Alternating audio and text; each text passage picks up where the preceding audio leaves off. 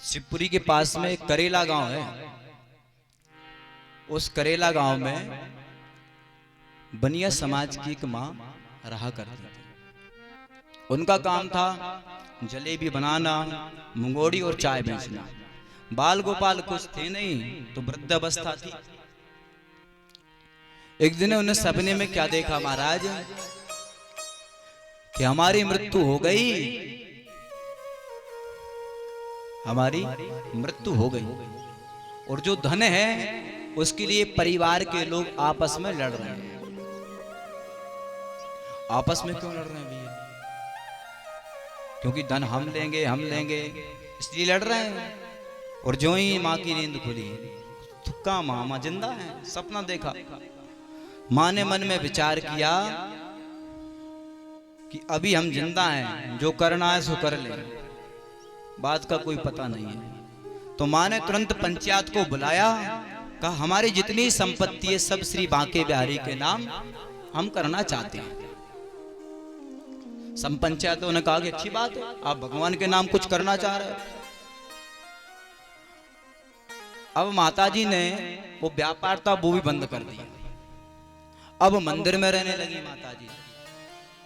सुबह बांके बिहारी के दर्शन करती और खूब प्रसाद पाती वही मंदिर में।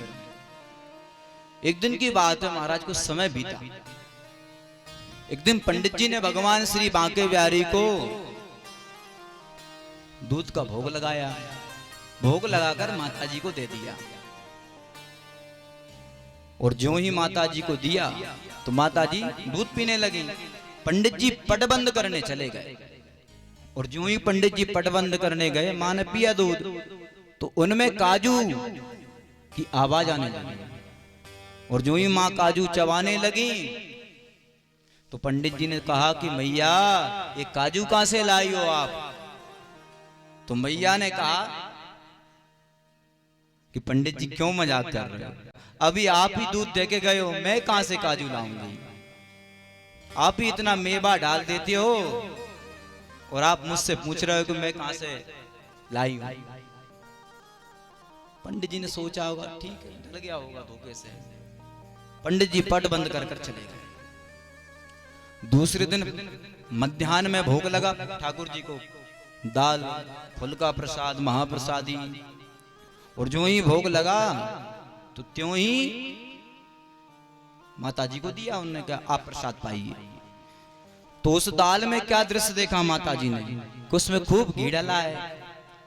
अब पंडित जी मंदिर में गए, भगवान को शयन कराया मध्याह्न में, पट बंद कर जाने लगे। मैया बढ़िया प्रसाद पा रही हो? जो ही कहा तो दाल में घी देखा माता। पंडित जी की बुद्धि खराब, कल काजू की आवाज आ रही थी, आज घी। तो पंडित जी ने कहा अरे मैया तुम घी कहां से ले आई? अरे पंडित जी अभी आप प्रसाद दे के गए, आपने तो घी डाला है।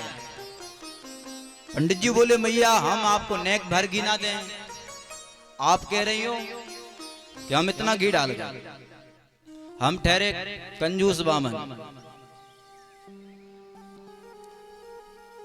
कहा पंडित जी क्यों मस्ती करते हो, मैं बूढ़ी बकरिया कहां से लाऊंगी?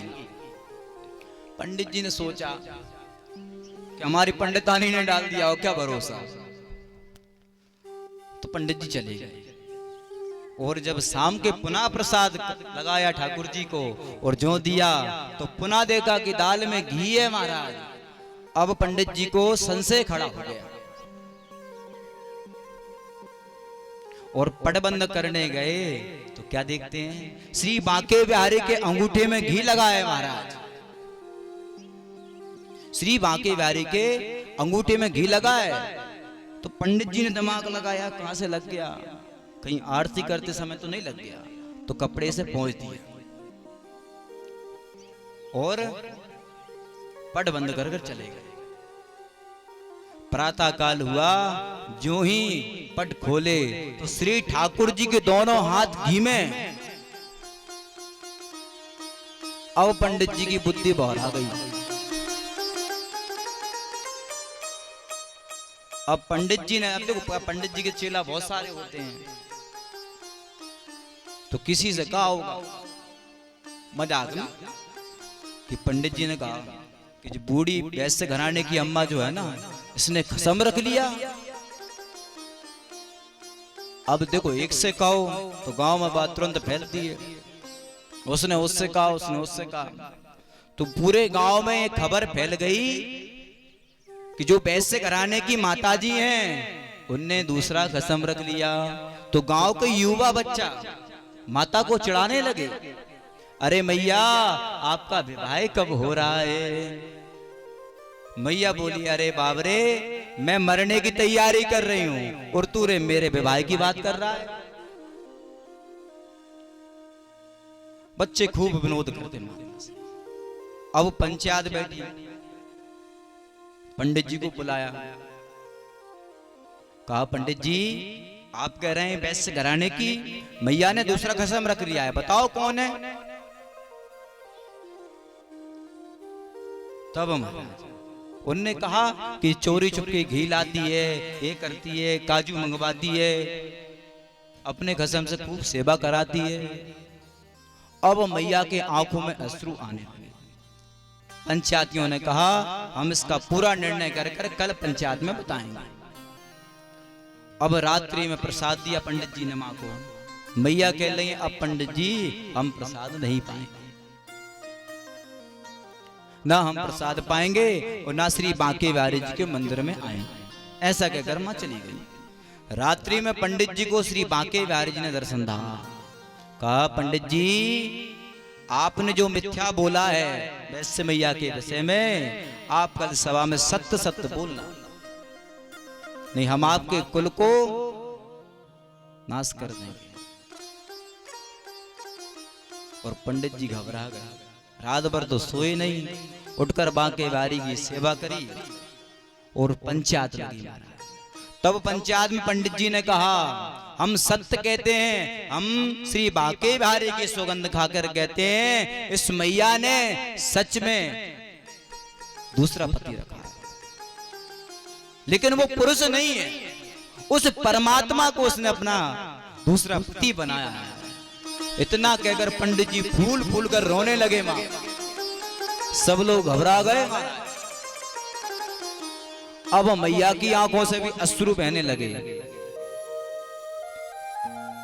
और जो ही अश्रु बहे तो सब लोग अपने अपने घर को चले गए।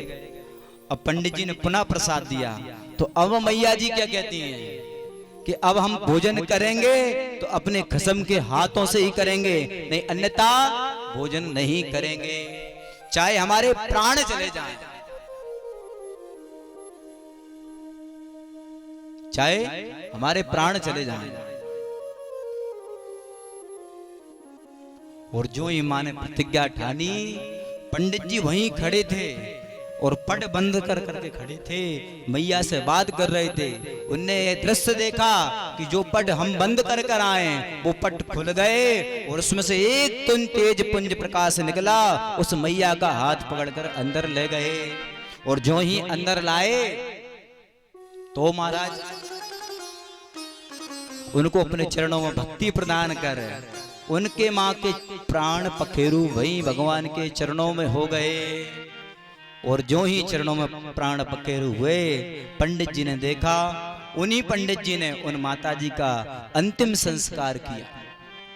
और श्री बांके बिहारी के मंदिर के पीछे आज भी उनकी समाधि बनाई है। और जब तक वो पंडित जी जीवित थे महाराज, तब तक बांके बिहारी की आरती करने के बाद उन मैया की आरती करते थे उस समाधि की।